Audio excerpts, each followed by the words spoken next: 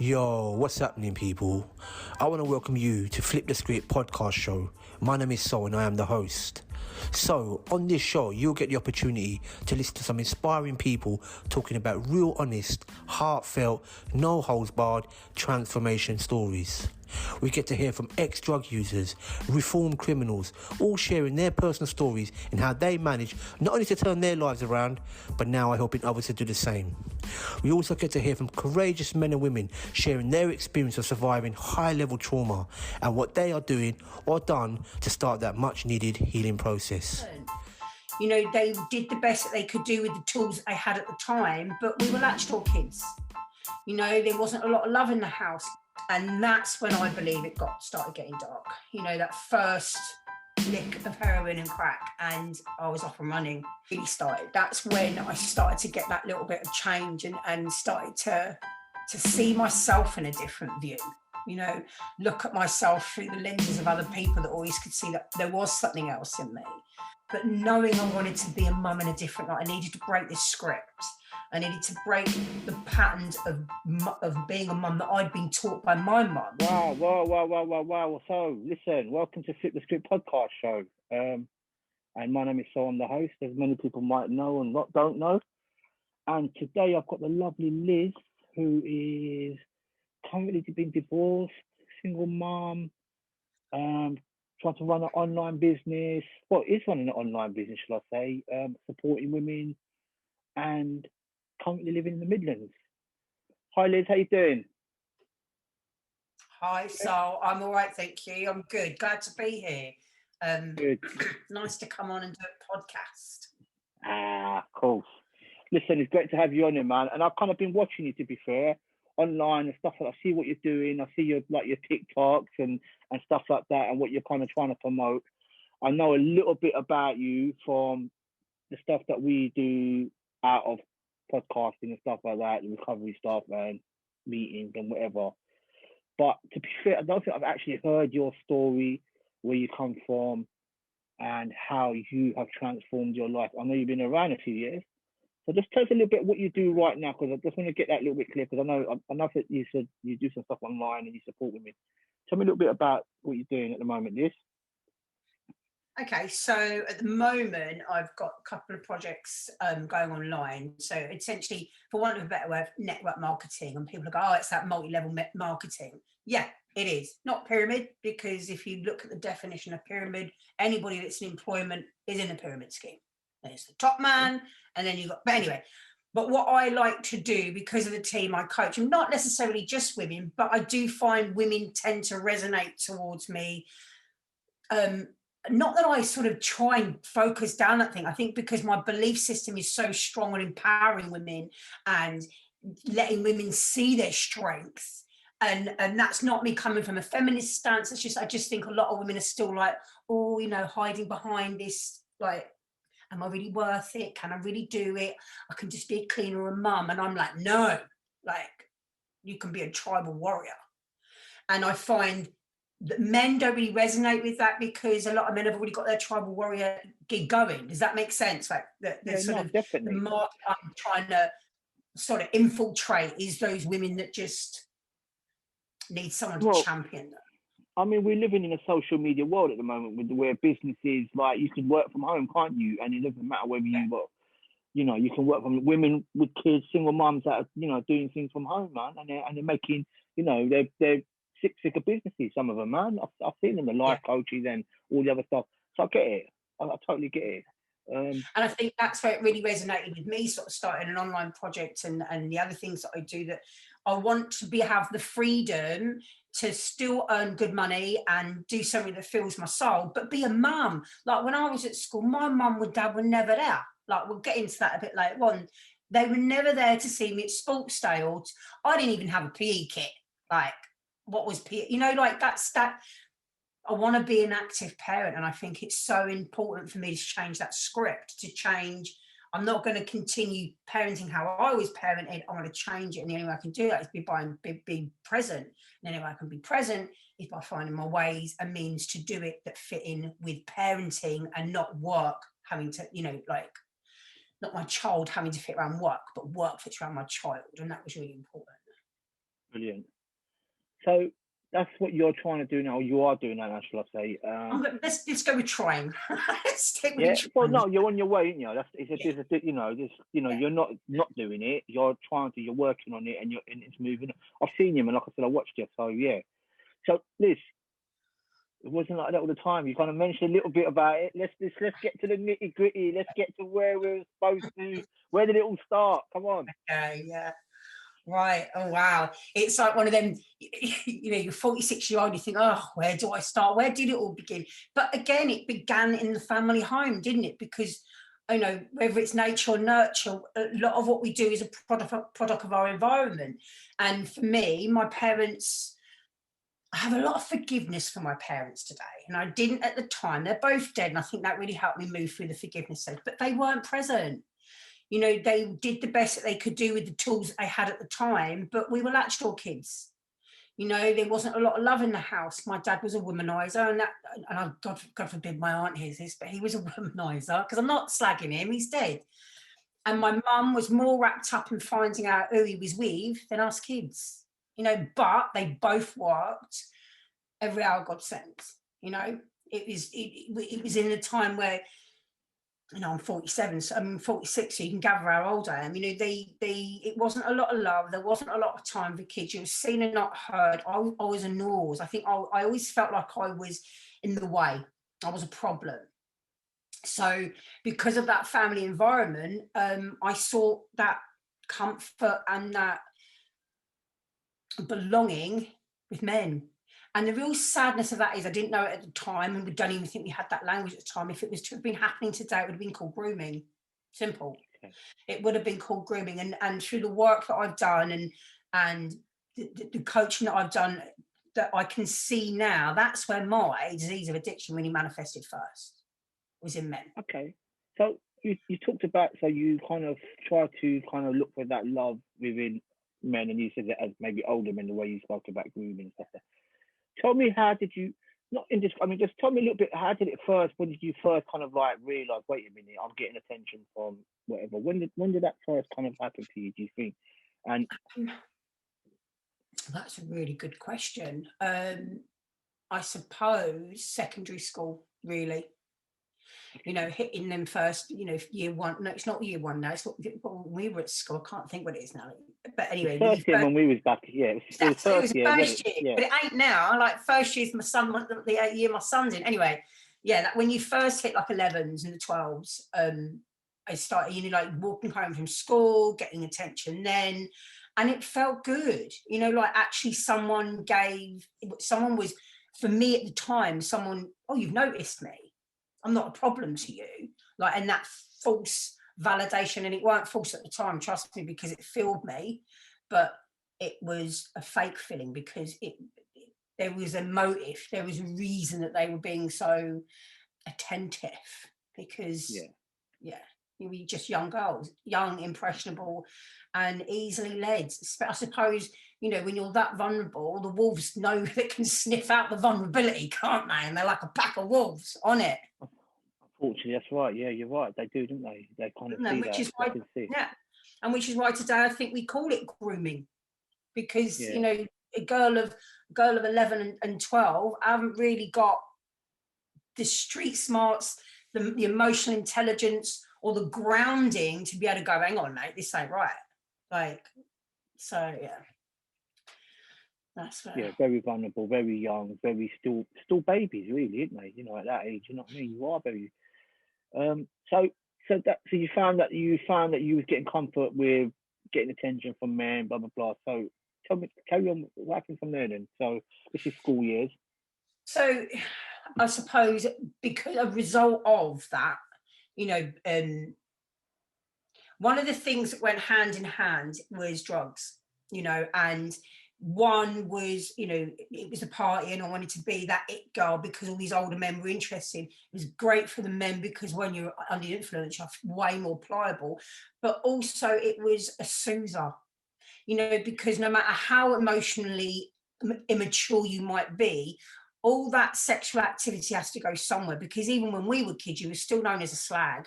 And I hate that word. That's one of my, I hate people that call women that, because it's such a derogatory term, but back in the day, they were they were the terms that you were called. You weren't called the old bike. You were called that slag. Do you remember that slag? Well, she's good for a go, you know. And people and me dismissing myself when actually where that was taking me. So drugs became a soother, became a way of, you know, being able to deal with all of that. And plus, people thought you were cool.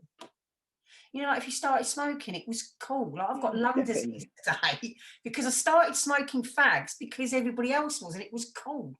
Like, And I so think that's what when it happens, really. yeah, go on. No, go on. Yeah, so I suppose, you know, you're right. It was very kind of cool. It was like that kind of thing. Well, you know, if you smoke fags, have a couple of beer. I think it was Tennant back in the day, special booze, and you hang about in the park with kids, you know, yeah, and you find that some of the dysfunctional, I said dysfunctional kids, I said the kids that were like, you said, the latchkey kids, you know, the kids that weren't quite felt that we'd find each other, wouldn't we, in some way, you know what I mean? We'd gravitate to one Yeah. another. You'd get your odd kid that parents were available and were present. Yeah. And they always stuck out like a sore thumb, didn't they? Well, they Great went home, kids. didn't they? They're the ones that went home early because they, you know, they have to go home because otherwise they're going to get grounded, or, you know, they weren't allowed to stay out. Yeah, and do you know what I used to say? Because my parents didn't care, my parents didn't love me, which was a really good victim mentality to latch onto. And I thought like I knew this at the time, I didn't. Whereas today I don't see that in my heart. They were just broken, unhappy people trying to get through, man, trying to do the best that they could, and got it wrong. There's no manual for being a parent, is there? You don't know what's going to happen, do you? Difficult. I mean, tonight, just before I put my child to bed, he told me he hated me. He says, it's light out, Mum. Why are you putting me to bed in the afternoon? I said, it's night time. Bless you. So go on, let's carry on. So you was like, yeah, so you started using like smoking, I'm going to back the, you know, doing the thing. Yeah. When did it start to get really bad for you? I mean, like we talk about, you know, when did it get kind of like start to get a little bit dark? Yeah, serious. Yeah, and dark.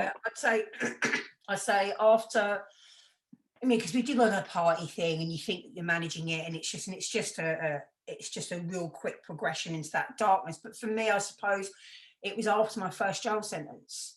You know, my first jail sentence was, I was the first woman in Britain to be convicted of road rage, claim to fame. Wow. Sad, isn't it?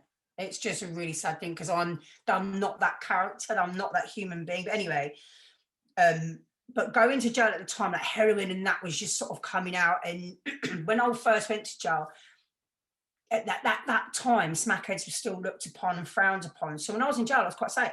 Like there weren't a lot of gear in the jail, and I was in Holloway. But when I came out, there just seemed to be this flip.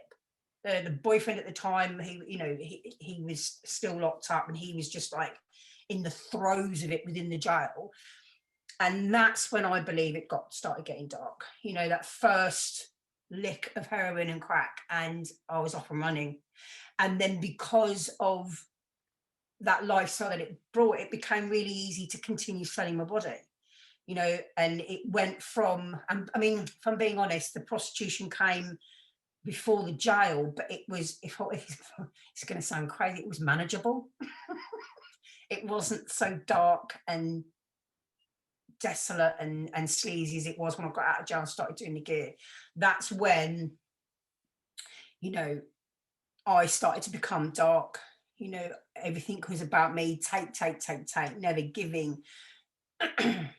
And it wasn't just about giving your soul away, your body away. It was about giving my soul away, my spirit away, and any other part of me to the lowest bidder. You know, it became a way of life, but a way of life that was torturing me, and I didn't even know it. You know, it just became the norm. So how old was you at the time then, Liz, when this started? 19. How old was you? 19 when I come out of jail. 19. So you was, okay. So your first prison sentence was when you was 18, 19, or how long did you do in prison? Oh, only 6 months. 6 months, okay. So you was the first. So only 6 months. For anybody that's listening out there, any jail sentence is a jail sentence, just not the only. Let's get that out of the way. Yeah, no, totally, I get that. So it started to get dark. So you was 9. It's such a young age, man. 19. Yeah. But thought I knew. You're at that age of 19 and you think you know it all, you've got it boxed off, and that you're actually I was a grown woman, but when I look back, I think, oh my God, you're such a child. Like, where was your guidance? Where was anybody to kind of just hold you in that? And they weren't, so. Okay. And so how long did that carry on with? How long did you carry on with the whole prison? What, the revolving door, prison, prostitution, drug abuse. Yeah, talk a little bit. Yeah, tell us a little bit how it went. To Do you know what? For me, it was a revolving. I mean, I went to prison 4 times, so it wasn't that revolving. They were always like little sentences. I didn't do like long stints, and they was for silly little things. I say silly little things. Any crime is a crime, but that wasn't for some of the big gear like street robbery or anything like. It was like for credit card fraud and shoplifting. I was not a very good shoplifter. Let's be clear. I was horrendous at it, but it was all to fund not just the drugs, but just to get on in life. I did a lot of sofa surfing. I was homeless from the age of about 16 right up until my last jail sentence in 2005. And when I come out, they put me on a DTTO. They don't call it a DTTO anymore, do they? Like, that's old. what's it? Drug treatment. Drug treatment and testing order. And I found that really like useful, but because they put me on this DTTO, the judge was like, well, they had an inter-agency meeting and was like, we need to house this woman. So they put me in temporary accommodation. It's the first time that I had my own roof over my head and didn't have to pay the rent using my body or, or be sofa surfing. So at any moment it could kick off and I'm on the streets again. And in the defense of some of them and getting with men purely because they had a gaff. Had somewhere for me to put me, had somewhere for me to go down. So, okay, like I had to do a few sexual acts. That's all right. I'm quite used to that. That's all I'm worth. That's actually all I've got on the table to offer you. It was quite an easy trade. But that was went like that for many years. And I mean, it was that, I'd find somewhere, I'd either be sofa surfing or someone's spare room, something would kick off or some drugs would go missing or they'd get raided. So I was back to square one. So then when you get into that point, then it would either be some man would be approached or I'd just be hitting punters again. Like it was never very stable, never very sort of, I knew where I was until my last jail sentence, which I think by that point, the system had really changed and they recognised that, okay, we're locking them up and releasing them, but we're not actually giving them anywhere stable to sort of plant any roots and make any significant changes. So that's it. So when you're going through all of this stuff, like around, the whole revolving door stuff, any time in between that, was there any time that you ever felt safe somewhere or you met some, or, you went back home to your parents? Was there a time at all that you ever felt like maybe I feel things can change here, or did you ever have that? My first jail sentence, believe it or not, before I got on the gig, I went back to Seaford because I was obviously in Brighton, and the towns are two separate. Excuse me, but when I first got out, I went to my mum and dad's, and they were still together at the time. But it was again, even though I was that little bit older and there'd been that, 4 years in between me not being there, 4 or 5 years between me not being there, it was still the same script, feeling like I was in the way, feeling like I was a nuisance, feeling dismissed. And that's, again, a really victim-y sort of tone to take, but I'm not, because again, I'm going to reel it back to my parents weren't equipped to deal with everything that was going on in their marriage, their really unhappy marriage, and then 7 kids. I was the youngest of 7. So, but yeah, and in that nanosecond, because I remember actually my dad coming and collecting me from jail, which was huge. I idolised my dad at the time, and when he come and got me from jail after about 5 years of me sort of in and out of trouble, not living at home, like sofa surfing, I felt that moment of being felt a bit secure with him, like on the trip back in a car from London down to Brighton. But it wasn't long lasting, to be fair. But then I have to also think with what I was bringing to the table. I was really chaotic. I was heavily involved in the drug world. I was obviously selling myself. I wasn't stationary for very long. I wanted to come in at 3 o'clock in the morning. Why have you got a problem with it? And be vile with it as well. Like, well, he's out shagging, whatever. What do you care what I'm up to? And being that vile to my mum, God rest her soul. So, and it's, having to take ownership. But yeah, I suppose that was the only point I had any real safety, or felt I had safety. Yeah. So, did you get any help from any professionals at the time? Was anybody that actually spoke to you though, Liz? Like, said, look, you know, we can see there's something wrong here with you. You know what I mean? Like, there's something going on for this girl. This girl needs some sort of help. She's hurting. You know, from what you, even though you're just talking to me just now, because I work around that kind of stuff, I can straight away say this is a young girl that's hurting. That she, you know, let's find out what's going on. How can we help her? No, I think for me, I floated so low underneath the radar that I present really well. And I've always been able to present really well. So, like the school truant officer or head teacher or police or any of that, I didn't have any involvement with social services, like zero. Okay. You know, I suppose because in any other professional arena, I would present really well. Like going to court, I present really well. That you kind of you can fly underneath the radar, and I think I did that for you right up until my last sentence. My last sentence, I was on remand, I think for literally a couple of weeks. Like, it weren't no fucking long thing, excuse my language. But it was a real turning moment for me, because that's when people, even though I was 30, people went, we need to help this girl. Like, then nothing's changing. You know, we're putting her on DRRs, we're putting her on DTTOs, we're giving her probation, we're sending her to jail, and we're still getting the same script. That's when it really changed. But I don't necessarily think it was me. I think the system was starting to change. I think the system was starting to look at actually locking them up, giving them probation. This ain't working. What can we do? Like, I know there's a project in Birmingham at the minute where the police actually seek out repeat offenders and fund them going to treatment. Like, wow, it's huge. That, like, back in the day, that ain't happening. No, of course not. So I think, and then we're talking about 2005. 2005 is when I got out, and that's when it really changed. And I had a drugs worker who was so supportive. At the time, I did think he wanted to shag me, like, clearly, because, and I don't say that because I think that I'm some goddess. It's because it's all I thought I was worth. You know, my self-worth, my self-belief, you know, what I thought I could offer the world was that. What was in my knickers, well, not just my knickers, but that I didn't have anything else to offer. So when I had this fantastic drugs worker, of course I was like, yeah, he wants to shag me. He didn't. He was just doing his job, and he was a good professional that could see, even though I was 30, that actually we need to change this for this woman. Yeah. And like I said, and the judge at the time, Judge Brown, I suppose I shouldn't have just shouted out his name like that. I do, forgive me. He hasn't got the greatest of reputations, but I found that if it wasn't for him going, we need to change this. They used to call him Judge Brown, send him down. That was his nickname. Yeah. But that wasn't what he wanted for me. It was him that said, we need, you know, the multi-agencies to get together. This woman needs to be housed. And I think if it wasn't for him implementing this, I think it would really be, it would be different today for me. It would be. I don't think we'd be sitting there doing a podcast for that way. Okay. So you've come out of jail. You've got this drugs worker who fancies the hell out of you in your head. That's cool, because that kept you coming back to, cool.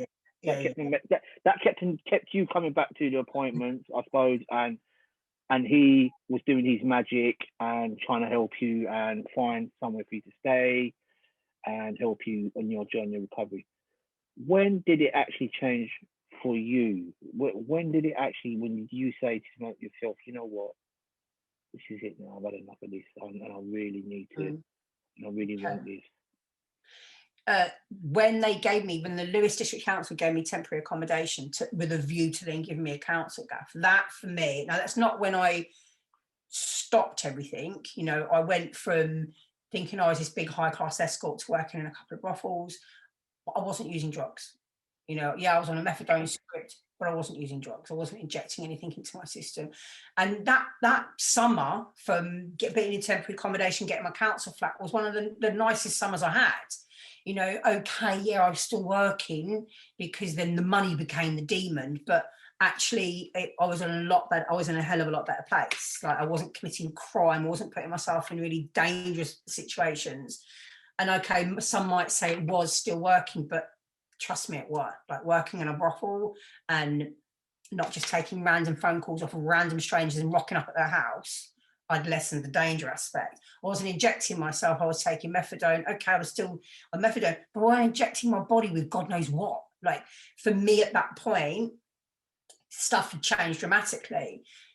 I'd love to say it then was a progression and I got clean. That weren't my story. There was a lot of, 2 steps forward, 2 steps back, 2 steps forwards, 2 steps back. Oh, I know, I'll do speed instead of heroin, or, that swapping of drugs and swapping of friends and swapping of lifestyle went hand in hand for many years. I think, so 2005, so the summer of 2005, I got my temporary accommodation. 2008, so like 3 years in of that flip-flopping, I didn't put another needle in my body. Like, I give myself that much, but I, had the occasional smoke, obviously the crack pipe. But 2008 is when, 2008 is when it really flipped, because a year after I got into the flat that I had, I nearly died because of my lung disease. And that's when the journey really took off, really. I ended up in intensive care with pneumonia, and that's when they diagnosed me with lung disease, COPD. You wouldn't know it today, but it is quite severe. Got the lungs of an 80-year-old. But because I was in intensive care for so long, I was detoxed off my methadone, off the dialysis that I was on, and when I was discharged, I was going to say released. They don't release you from hospital; they discharge you. But anyway, when I was discharged from hospital, I still had the same drug support worker, and he was like, "Come and get involved in this recovery community. Like, what else you got to do?" And at that point, I did have a fella, but he was on the cuff of getting raided and going to jail. He was a good man, to be fair, in all honesty. He was one of the good ones. But there was nothing left on the table. I was detoxed of everything. Anybody I knew was like in the throes of whatever chaos. And for me, I was right, but I was drinking. I did leave the hospital and start drinking, but I didn't identify alcohol as a drug for me. It was, everyone did it. Like, I didn't see the chaos that it did bring with me. But anyway, I decided to go and get involved in this recovery community, and that's when it really started. That's when I started to get that little bit of change, and started to see myself in a different view. Look at myself through the lenses of other people that always could see that there was something else in me. So what did you see, Liz? What was it that you were seeing in yourself? What, the negative? That was the change. You said that you start to see yourself differently. So what was you seeing? Strengths. And that was one of the first things that I saw in myself, was strength, resilience. And that strength and resilience I had to be able to move through everything that I'd moved through and still be alive, and yes, have trauma, but still be able to function. Was for me, when I saw that strength and that resilience, I thought, I'm onto something here. And you know what, like, for me, when I sort of cleared away all the drugs, put down the men, and working, and started to really take a look at me, I was all right. Like, I wasn't this dirty, defective, nasty, irresponsible, uncaring, unloving human being. In fact, I was all of the reverse. All that stuff that I masked was to be able to function, I want to say, on the streets, but it makes me sound really gangster, and I was never gangster soul, do you know what I mean? But that having to interact with that street life, but actually it wasn't my soul, that wasn't me, that wasn't the place that I was sang from. I say like it was like, oh, I'm changed. This is a process. This has been unraveling. And I think for me, this is going to fast forward to take really quickly, but for the last 3 years, I've really stepped into that. That real stepped into, I love me. Because without loving me, I can't love you, and you certainly can't love me. I have to nourish it and find it and glow from within before anything outwardly can do that. But I'd say that's really, within the last 3 years, that's really, started to take root. absolutely amazing. So how long have you been? So your journey started. So you got clean, as in like you stopped using all the drugs, stopped acting out with men and whatever, working and stuff like that. And then you found yourself a community of people that were doing what you were doing, really. Yeah. So staying clean, a recovery community. So how long was you in this recovery? How was your life? I mean, what was it like living, like, you know, in this recovery community, like this, you know, this Oh, new, I had my flat, so we would go it was 3 days a week, we would go into Eastbourne, what was then the CRI, like blowing up loads of companies. It's a really good organisation. And that's where like they'd hold their committee meetings. I was a safeguarding lead. I was really proud of getting it. I know, like, and there was like these two professional people that really, we did lots of training, you know, like safeguarding training and like doing all that peer mentorship stuff and really trying to build, you know, a community where people could come and try and recover. And I only did 3 days a week. I'm sure people did a hell of a lot more than me. At the time, my brother-in-law was letting me work at his metal fabrication firm. I can weld, can't weld well, but I can weld. I might not hold a house together, but you can do it. That's the main thing, yeah. Yeah, like give it a go. And because of his encouragement, which was, do you know what? To be fair to him, he really was supportive when I think he was one of the first people to really see that, you know, I weren't out there like living that life of destruction and causing harm to myself and others. And he was really supportive. Like I'm a 5'0" woman. I've got a big gob. There ain't no way you want me on a building site. Like there ain't a lot of lifting I can do. But he just used to get me fetching and carrying. And I think through his support, then it gave me the sort of little bit of money so that I could then attend this, you know, recovery community with Ezra. I think it's still going down in East Sussex. Anyway, and still be a part of it. And one of the things that they done, there was a drink and drugs news conference up here in Birmingham, and because I wasn't tied to a script, you know, a lot of people that were attending this, they were, you know, tied to a chemist, and I wasn't, which was like almost like being the cleanest person in the room. It was a real badge of honour. They sent me up to Birmingham to come to this conference, kind of to represent, you know, me and 2 other people. And that's really when the message was delivered to me. It's when I met my husband. Our eyes met across a vegetable curry. It was love at first sight. He shone. You know, I am going to say this, and like, because it's the truth, he shone. He spoke this really lovely language of recovery. And I mean, you know my ex-husband, so you know what I'm talking about. Like, he shines. When he smiles, it's like, cha-ching, you need to put sunglasses on. He glows. He spoke this really attractive language of recovery, but at the same time, he spoke street.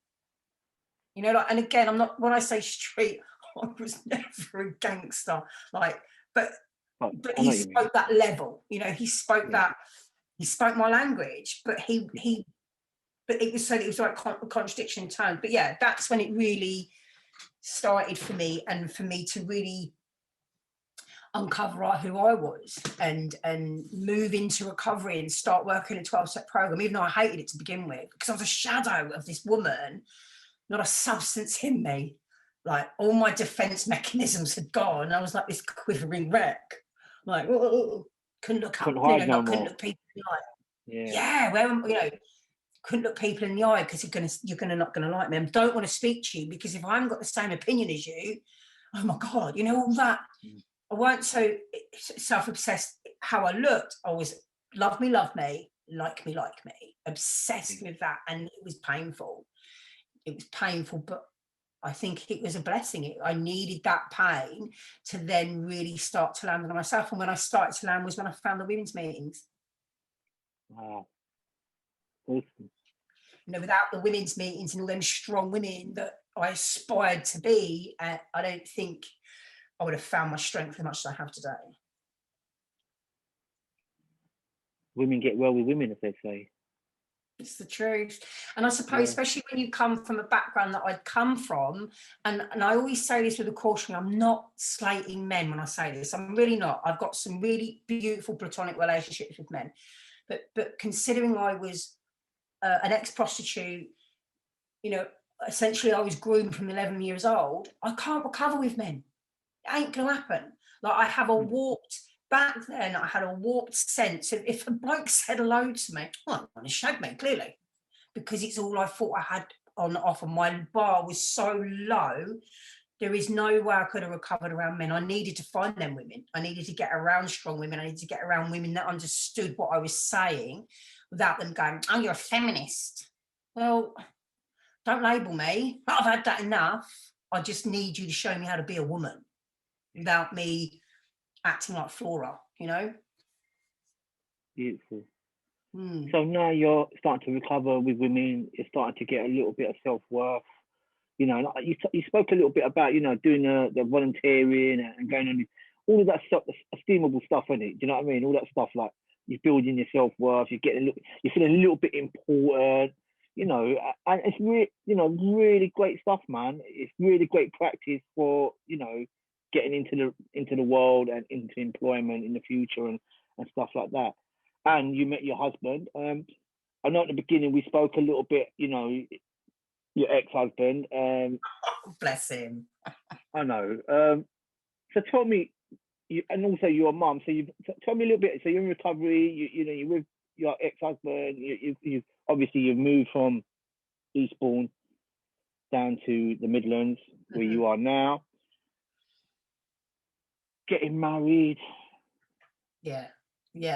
I think, you know, I did what I normally did, and that was pack up my kit bag, move in with a fella, you know, gave up my council flat, which when I say that out loud, and okay, it's worked out for me, but it could have worked out really bad. I gave up my council flat, the first place I'd ever had of my own, from being homeless at 16 to right up until I was 30. That was huge, but it was like I was still in this cycle of, okay, this is going to fix me, I'm going to be okay, without even knowing it.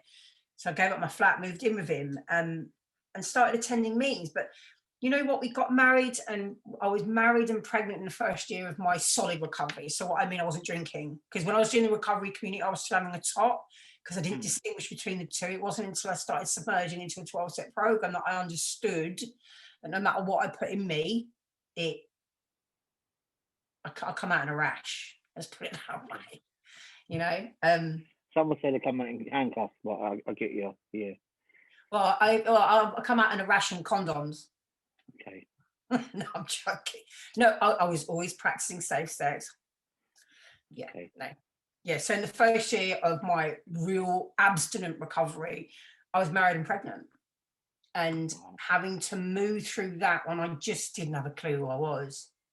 You know, like, I think the first time I met you was in Liverpool, and I was like, you were so scary, and you're not a scary person. You're quite a warm kind of guy. But what do you mean I was scary?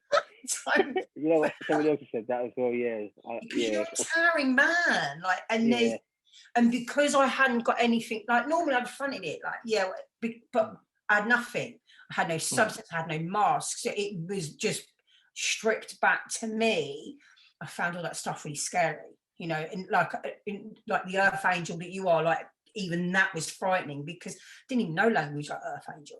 It took me a long time to recover my soul and fit into my skin and be all right with me, you know, like that negative head speak I still get today, but today I have a way of telling it to not today, because it's a lie, when back then it was a real struggle. And then trying to mum, but knowing I wanted to be a mum in a different light. I needed to break this script.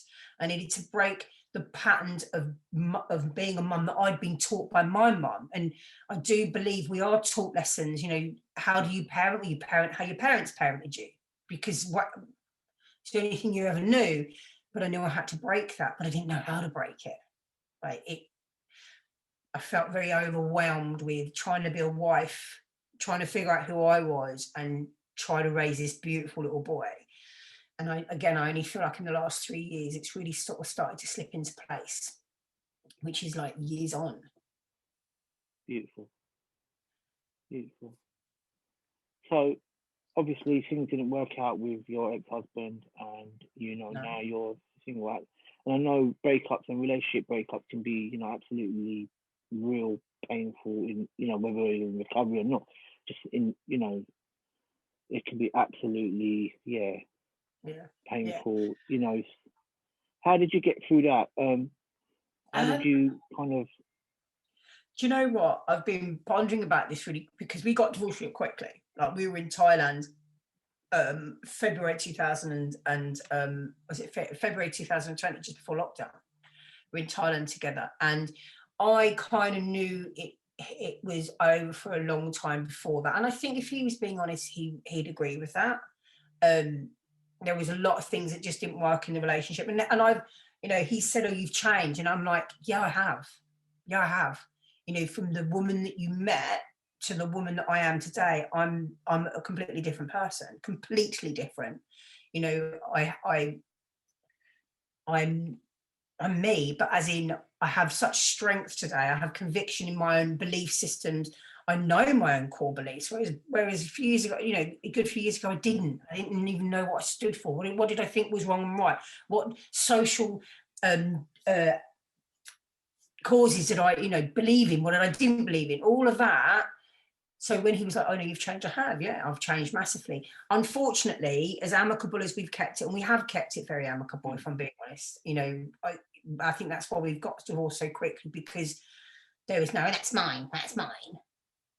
Oh, and there was a little bit of that. There was a little bit of that, but it was still done in an amicable way, because all I had to see him desolate. I just want to make sure me and my boy are all right. Like, I do not want Oscar to see us arguing anymore. I do not want Oscar to have these feelings of, is it my fault? You know, this was not about what can I get out of this marriage. This is about, it's now done.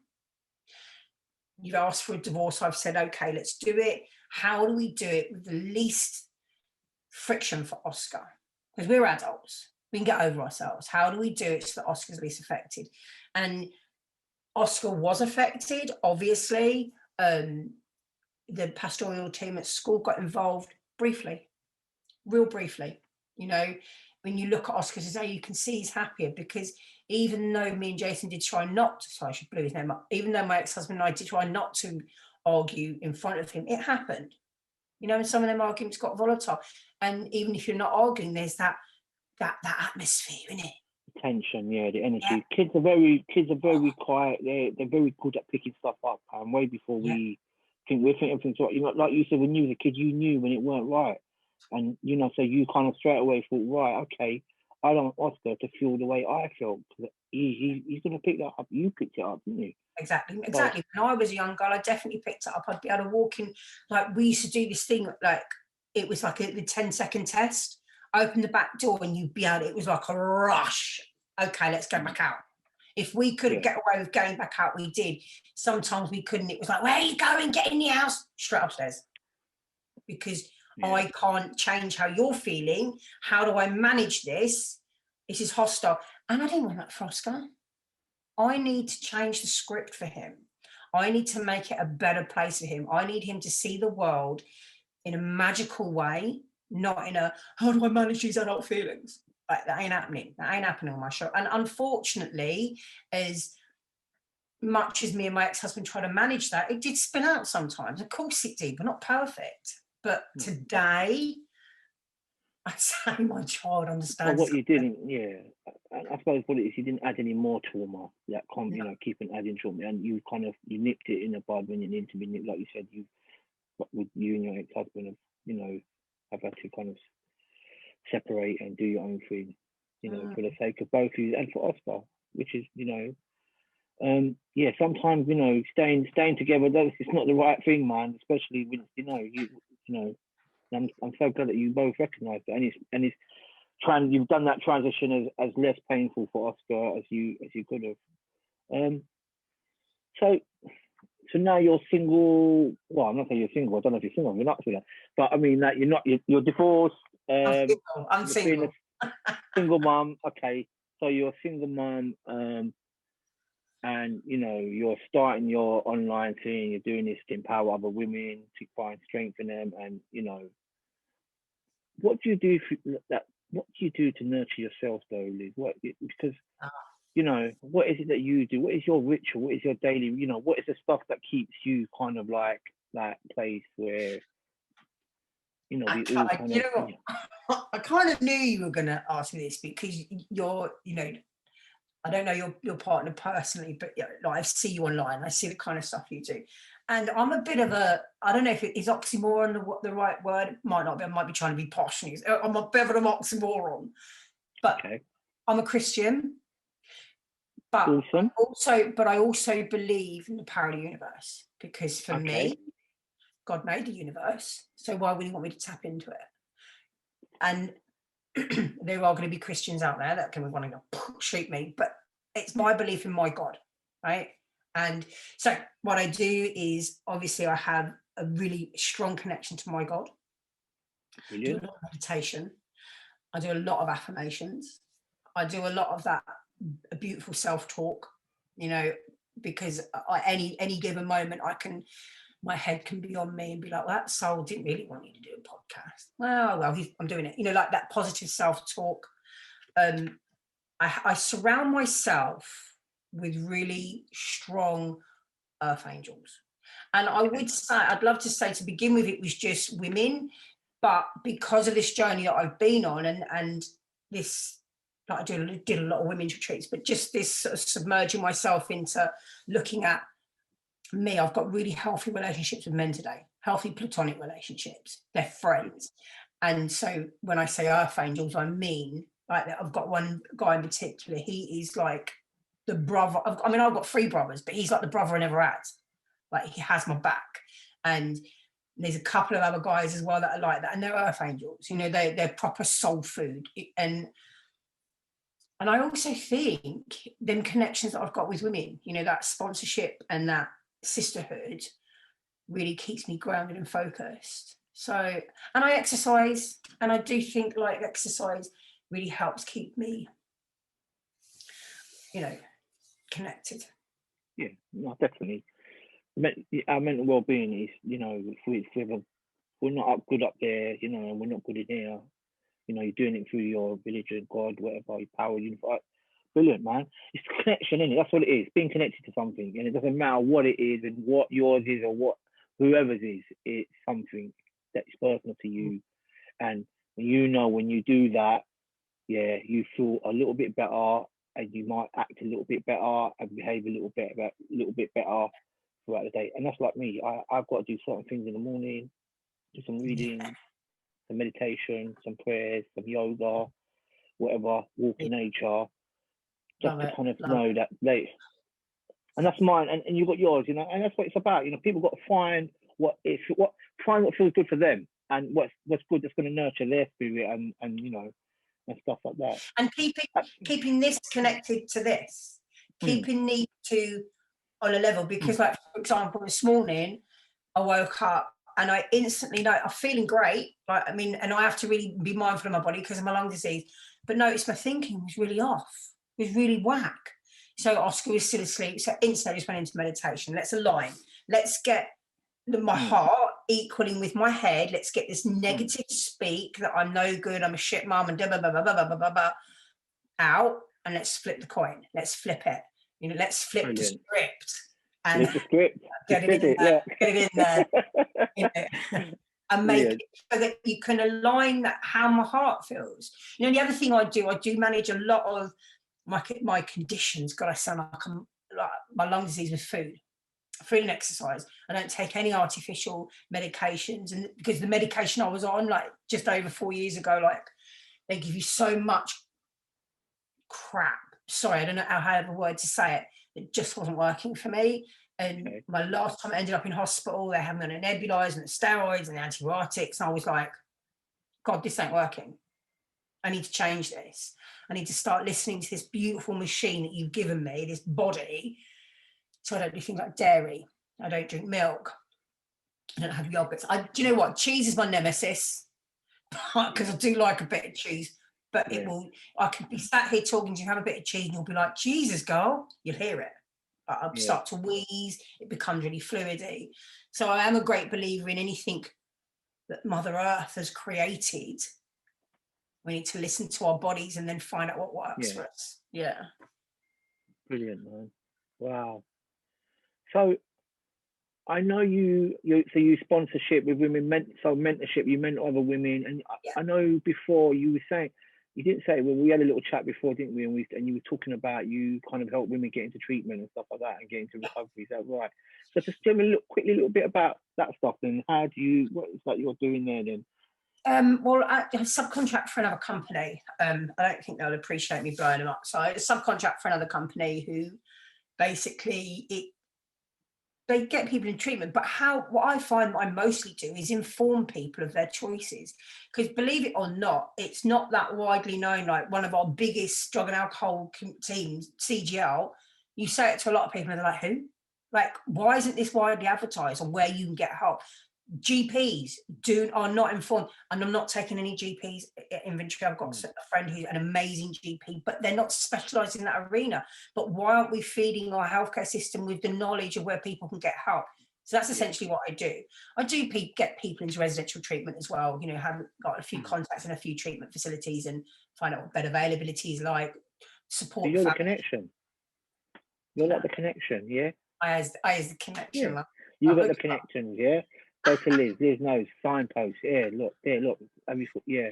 Everyone's kind of like, oh, you know, we can only do. No. There's not that many options, but there are options. The amount of calls I take with people, I'm 12-stepping them, or I'm signposting them to the mental health team, or I'm signposting them to the local drug and alcohol team.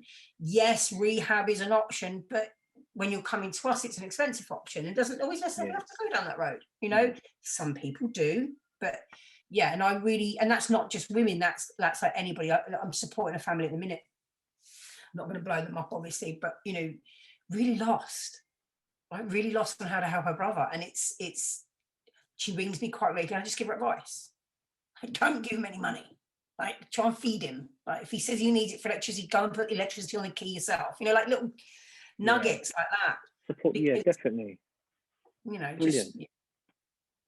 Wow, Liz, it's been absolutely, you know, it's just like blowing me away, man, with some of the stuff that you are doing right now, man. So, a couple of questions. If there is a Liz that is listening here right now, whether she's 19, 16, 25, or whatever age she is there anything you could say to that Liz who's listening right now? What would it be? Talk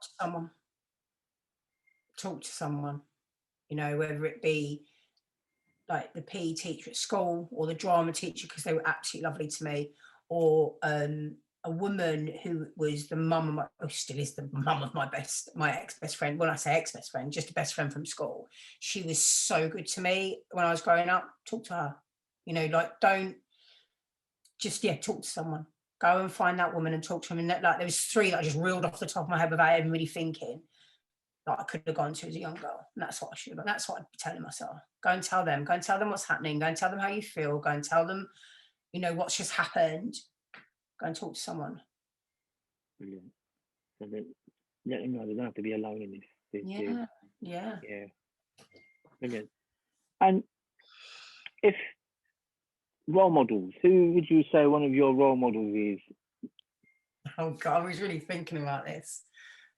And I don't know how this. I don't care how it goes down. Margaret Thatcher. Wow, I didn't hear that one coming. But okay, cool. I knew, but let me just sort of dissect it, because a few people are going to go, what? She was a woman in a man's world, and she still did it. I'm not saying her policies or anything like that. I'm just saying, to get to where she got to in that era as a woman, celebration. Yeah. She had to fight, didn't she? Yeah, man. Yeah. She was probably an absolute, but, you know, fair play to her. And the other person would be my mum. And again, it's a real sort of, that's a weird one, but she had such strength. And now that I've gone through the process that I've gone through, and unfortunately now she's dead, I saw her as a really unhappy woman that was just trying to do the best she could. Yeah. It's quite brilliant. Yeah, I totally. I mean, I think when we're young, we don't really understand, do we, what our parents are going through. We're thinking that, well, they, first we think, oh, they were bad parents, but maybe they weren't the best of parents at times. But I mean, they was a lot of the time they was doing what they knew, Yeah. and trying to do the best they could in some areas. Being lack of being equipped as well. Yeah, You only teach from the place you were taught. Do you know what I mean? So yeah, yeah. definitely. So Liz, thank you. Listen, awesome. Absolutely, what an amazing show, man! Like today, man, definitely, man. I'm just being gripped with what you've been talking about. Thank you. You're so inspiring, man. And how do people get hold of you? What's your Instagram? So my Instagram is like Liz Turner 898. They're the power lifelines. Just so that you know, my lifeline is of leadership, which is an 8. So it's Liz Turner 898. On Facebook, it's just Liz Turner. I've got the same profile picture on all my accounts so that it's easy for people to find me. Also on LinkedIn, again, it's just Liz Turner. Like jump on there and reach out. Like I'm happy for anybody that needs a bit of support, mainly women. No offense to you guys. Like I don't really think we get it. There's plenty of men out there that can get support men. Yeah, we get it. It's true. Like, if you're a man, listen, there's plenty of men out here that can support men. The women come, Yeah. And you know what? Men, if you do reach out to me, you need to be reaching out to me wanting to do better. Like this whole not all men thing at the minute. Like men need to do better. And I'm not, again, we need to change the script of how we interact in the world. Flipping the script again. Flipping the script. Like, when did it come okay? Just send me a picture of your willy. It didn't. Okay. Do you know what I mean? Like, let's flip it. Let's do better for one another as human beings. Definitely. Absolutely amazing, Liz. Thank you so much, man. It's been an absolute pleasure. Thank you for having me. And I will see you soon. So listen, thank you to everyone who's listening. As you heard, you can catch Liz on Instagram, as she said. The podcast will be on YouTube. It will also be up on Apple Podcasts this coming Wednesday. It will come out. Yeah, of course it will. And listen, remember to hit subscribe and like and share and everything else. Yeah, I will be. Thank you, man. Thank you. Good pleasure. Yo, what's happening, people? I want to welcome you to Flip the Script podcast show. My name is Sol and I am the host. So, on this show, you'll get the opportunity to listen to some inspiring people talking about real, honest, heartfelt, no holds barred transformation stories. We get to hear from ex-drug users, reformed criminals, all sharing their personal stories and how they manage not only to turn their lives around, but now are helping others to do the same. We also get to hear from courageous men and women sharing their experience of surviving high-level trauma and what they are doing or done to start that much-needed healing process. They say that life can only be understood backwards, but it must be lived forward. On this show, we get to understand what that actually means. Everyone's got a story, but not everyone gets to share theirs.